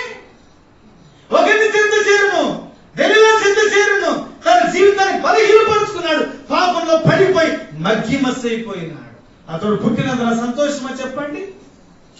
తను ఆత్మహత్య చేసుకున్నాడు. ఇదేనా తల్లిదండ్రులకు ఇష్టం? ఎవరంతరమా? నిన్ను నన్ను కనకుండే తల్లిదండ్రులకు ఆలోచన కలిగి, ఒక ఉద్దేశం కలిగి ప్రార్థనలో పెంచడానికి కొంతమంది పుట్టగానే సమర్పించుకున్న వారు లేకపోలేదు. అలాంటి పరిస్థితుల్లో నీ తల్లిదండ్రులకు నువ్వు ఆనందం కలిగించాల్సింది పోయి వేదన కలిగించటం, బాధ కలిగించటం న్యాయమా? అతడు పుట్టినందున. బైబిల్ గ్రంథంలో ఇద్దరు గురించి ఒక మాట జ్ఞాపకం చేస్తాను. రండి, మార్కు సువార్త 13వ అధ్యాయం 14-21. నిజముగా మనుష్య కుమారుడు ఆయన గురించి వ్రాయబడినట్టు పోతున్నాడు. అయితే ఎవరి చేత మనుష్య కుమారుడు అప్పగించబడుతున్నాడు, ఆ మనుషునికి శ్రమ, ఆ మనుషుడు పుట్టి ఉండని ఎడల వారికి మేలని. ఎవరండి ఇది మాట? స్వయాన సృష్టికర్త అయినటువంటి దేవుడు అన్నమాట. ఆ మనిషి పుట్టకున్నా దేవుడు ఒక మాట ఈ మాట అనగలడా? మీరు చెప్పండి. సంతానాన్ని ఇచ్చే దేవుడు ఇంత సంతాపం చెందినాడా? ఒక మాట గుర్తు చేయనా? యూదా ఇస్కరియోతు తప్పిపోవడానికి ముందు 7 సార్లు దేవుడు మాట్లాడినాడు. 7 సార్లు. తల చూడండి. ఆఖరిగా బలలో చేసేటప్పుడు కూడా అన్నాడు, నేనంటే ఆ మనుషుడు నాతో పాటు పాత్రలో చేసేవాడు, ఆ 12గురులో ఒకడు నీవే అనంత నేరుగా చెప్పిన మార్చుకున్నాడు. బ్రతుకును మార్చుకున్నాడు. 30 వెండి నాణ్యాలు కక్కుర్తి పడి అమ్మేసినాడే. దేవుడు ఆ మాట అనొచ్చా? అనకూడదు. ఆ మనుష్యుడు పుట్టి ఉండని ఎడలవానికి ఎంత శాపగ్రస్తమైన జీవితం. How can people live that life? యెహోరాము గురించి కూడా చూడండి. దినవృత్తాంతాలు 2వ గ్రంథం 21:20. 2 దినవృత్తాంతాలు 21:20. అతడు ఏలును ఆరంభించినప్పుడు 32 ఏళ్ల వాడు. యెరూషలేము 8 సంవత్సరములు ఏలి ఎవరికి ఇష్టము లేని వాడై చనిపోయెను. రాజుల సమాధుల్లో కాక దావీదుపురమందు వేరొక చోట జనులు అతనిని పాతి పెట్టి ఎవరికి ఇష్టం లేకుండా చచ్చిపోయాడంట. ఇట్లా అందామా? ఏం బతుకు అంతేనా కదా? ఈ భూమి మీద మనం బ్రతికిన తర్వాత కనీసం మన ఇంటి వారికి ఇష్టంగా బతకాలిగా. చూడండి, రండి. దినవృత్తాంతాలు 2వ గ్రంథంలోని 33వ అధ్యాయం, 24వ అధ్యాయము. ఒక మాట 24వ అధ్యాయం 16వ వచనం. 24:16. అతడు ఇశ్రాయేలీయులలో దేవుని దృష్టికి తన ఇంటి వారి దృష్టికి ఎట్లా బతికినాడంట? మంచివాడే ప్రవర్తించిన కనుక జనులు దావీదు పట్టణమందు రాజుల దగ్గర అతన్ని ఏం జీవితం అండి? ఎక్కడ యెహోయాదా, ఎక్కడ సమాజం చెప్పండి? యెహోరాము ఎవరు? రాజు. ఏడ బతి పెట్టాలా? రాజు రాజుల సమాధి దగ్గర. యెహోయాదా యాజకుడు, యాజకుడి దగ్గర పాతి పెట్టాలి, కానీ ఎక్కడ పాతి పెట్టినారు? రాజుల దగ్గర. అతడు దేవుడి దృష్టికి, తన ఇంటి వారి దృష్టికి మంచివాడు. ఇష్టం ఉంటేనే కదా మంచివాడు అనేది. అది నేను చెప్పదలుచుకున్నాను. మర్దకీయుని గురించి రాయబడింది ఎస్తేరు గ్రంథం 10వ అధ్యాయం. ఎస్తేరు గ్రంథం 10వ అధ్యాయము ఆఖరి వచనం.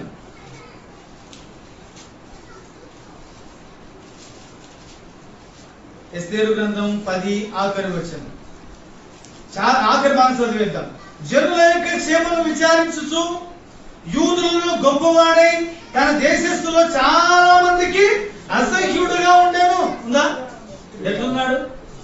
చాలా మందికి ఇష్టడుగా ఉండేను. ఎవరు? మర్దకై. ఒకప్పుడు ఈ మంచి పగబట్టిన వాళ్ళు, అవునా కాదు? ఇప్పుడు అదే మర్దకై ప్రధానిగా చేపట్టాడు. అనేకులకు ప్రశ్న ఏంటంటే, అవతారమా యవ్వన జన్మ, నిన్ను గురించి నీ తల్లిదండ్రులకు ఏం పుడుతుంది? బయటకు వాళ్ళు బాధపడండి, లోపల లోపల నలిగిపోతారు. అదే ప్రభు కొరకు ఒక్కసారి వెలిగి చూడు, వాళ్ళు బయట కనబడరు, లోపల సంతోషిస్తారు. నా జీవితంలో ఇన్నేళ్ళైంది, 34 ఏళ్ళైంది, ఒక్కసారి కూడా మన ఒరే వెరీ గుడ్ రా అని ఒక్కసారి కూడా అనలే. బాగా చేసినావురా, ఒక్కసారి కూడా అనలే. బాగా చెప్పినారా, ఒక్కటి అంటే ఒక్కసారి కూడా అనలే. 34 ఏళ్ళలో ఒక్కసారి కూడా నువ్వు బాగా చేసినావు అనలా. నేను చెప్పనా? బయటకు ఒక్క మాట కూడా చెప్పలే, లోపల ఎంత సంతోషించాడు. మరి నీకెంత తెలిసిందని అంటారేమో. ఆ మధ్యలో సేవకుడు నాకు కలిస్తే ఆ సేవకుడు నాకు చెప్పినాడు, అయ్యా మీ ఊరికి వెళ్ళాను, పరిచయం చేశాను, పరిచయం చేసిన తర్వాత మీ నాయన నీ గురించి మాట చెప్పినాడు. ఏం చెప్పినాడు? నాకు కూడా కుతూహలం కదా. ఫస్ట్ లైఫ్ లో మొట్టమొదటిసారి మా నాయన నా గురించి ఏమన్నాడు, బతికితే కనుక నా కొడుకులకి బతికి వాక్యం చెప్పు, లేకపోతే వాక్యం చెప్పొద్దు అన్నాడు. అంత నాకు షాక్.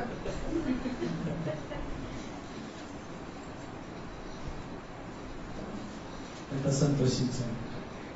ఆ మధ్యలో ఒక 3 సంవత్సరాల కిందట మా బంధువులు అంటే ఎమ్మెగనూరు దగ్గర మా చెల్లి వాళ్ళని అక్కడ ఇచ్చాను, మా పెద్దనాన్న కోసం. వాళ్ళు అక్కడ పరిచర్య చేస్తున్నారు. ఆ పరిచర్య కోసం పిలిచారు.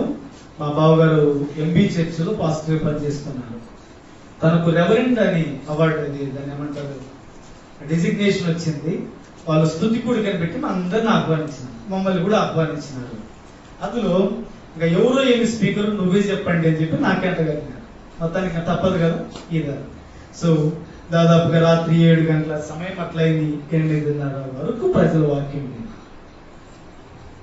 అంత వాక్యం అయిపోయిన తర్వాత కొద్దిమంది వృద్ధులు, చాలా ముసలాడు, 2-3 నా దగ్గరకు వచ్చారు. ఆ సందర్భానికి దాదాపుగా చాలా మంది మా బంధువులు, మా మమ్మీ డాడీ అందరూ వచ్చారు. ఈ వైపులో మమ్మీ, ఇట్లా డాడీ నిలబడ్డారు. ఆ వృద్ధులు 2 వచ్చి ఇట్లా అన్నారు, నువ్వు ఏ తల్లి కన్నా బిడ్డవు వల్ల ఈ వయసుకి నీ కుటుంబాలను ఆదరిస్తున్నావు. నీ తల్లి కడుపు చల్లగా ఉండు. ఆ తల్లిదండ్రులకు ఎంత ఆనందం. నా పక్కనే నిలబడింది. ఒక్కసారిగా షాక్.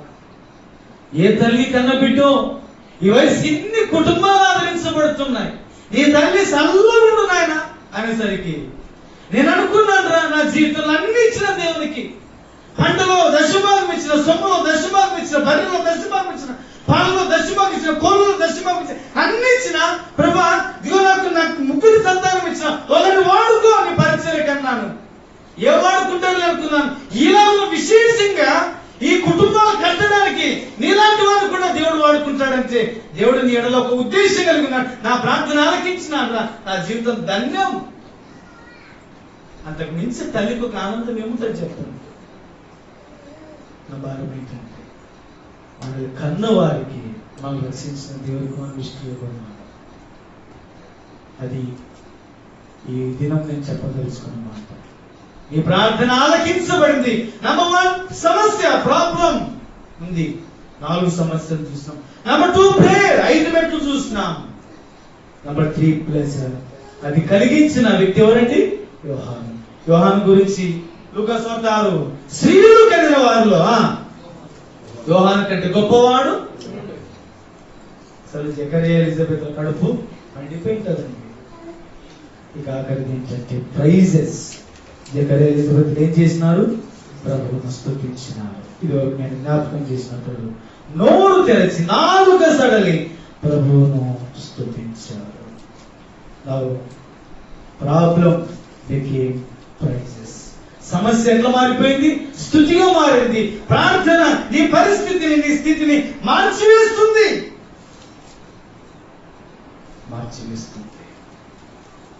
కాబట్టి ఈ సాయంకాలం ఈ 4 సంగతులు మనసులో ఉంచుకుంటాం. ఒకటవది సమస్య. ఈ సమస్య ఏంటో నాకు తెలియదు. నువ్వు ఎలాంటి సమస్యతో బాధపడుతున్నావు తెలియదు. ఎవరికి చెప్పుకోలేక నలిగిపోతూ కుమిలిపోతూ, భర్త అర్థం చేసుకోక, భార్య అర్థం చేసుకోక, పిల్లలు అర్థం చేసుకోక, పనిచేస్తూ నేను అర్థం చేసుకోక, నువ్వు వేదన గురై, బాధ గురై, అవమానకరమైన పరిస్థితులు వెళ్తున్నావేమో. వారి దుఃఖంలో నాకు తెలిసే ఉన్నవి, వారి నిట్టూర్పులే చూశాను. దేవుడు ఆ రోజు మోషేను పంపినాడు, అయితే మన కోసం దేవుడే దిగొచ్చినాడు. Number 1 problems. రెండవది ప్రేయర్, ప్రార్థన చేద్దాం. అన్ని వయసుల వారు విజ్ఞాపన చేద్దాం, కంటిన్యూస్ గా చేద్దాం, అనుమానం లేకుండా చేద్దాం, దేవుని ప్రోత్సాహకరమైన మాటలతో చేద్దాం. మూడవది ప్లేజర్, ఆనందం కలిగించిన వ్యక్తి ఎవరయ్యా అంటే ఇదిగో బాప్తిస్మం ఇచ్చే యోహాను. అలా సంఘానికి నీవు, కుటుంబానికి నీవు, ఊరికి నీవు, ఇదిగో ఈ వ్యక్తులను బట్టి సంఘంలో క్షేమం, ఆనందం. అతడు పుట్టినందున అనేకులు సంతోషించారు. ఇలాంటి వ్యక్తి మా సంఘంలో మా క్షేమం, ఇలాంటి వ్యక్తి మా కడుపు పుట్టి మా ధన్యం అని చెప్పగలరా మీ తల్లిదండ్రులు? నీవు చేరి వచ్చే స్థానిక సంఘం పుట్టి వేస్ట్ అండి అని యూదా ఇస్కరియోతు వలె, యెరోబాము వలె అనిపించుకుంటే జీవితం దౌర్భాగ్యం. అలా ఇష్టం లేని మనల్ని, దౌర్భాగ్యమైన మనల్ని దేవుడు తన ప్రేమ వాత్సల్యం బట్టి మనల్ని ఏం చేసినాడు? ధన్యులుగా చేసినాడు. ఆ ధన్యకరమైన జీవితాన్ని బట్టి ఇప్పుడు ఏం చేయాలా? ప్రార్థన చేద్దాం, స్తుతి చెల్లిద్దాం. కాబట్టి ఈ సమస్య ఎలా ముగించబడిందంటే సంతోషముతో ముగించబడింది, స్తుతితో ముగించబడింది. అలాగను కూడా మన కుటుంబాలు ఉండటానికి దేవుడు సమృద్ధిగా సహాయం చేయను. కళ్ళు మనసండి, ప్రార్థించండి.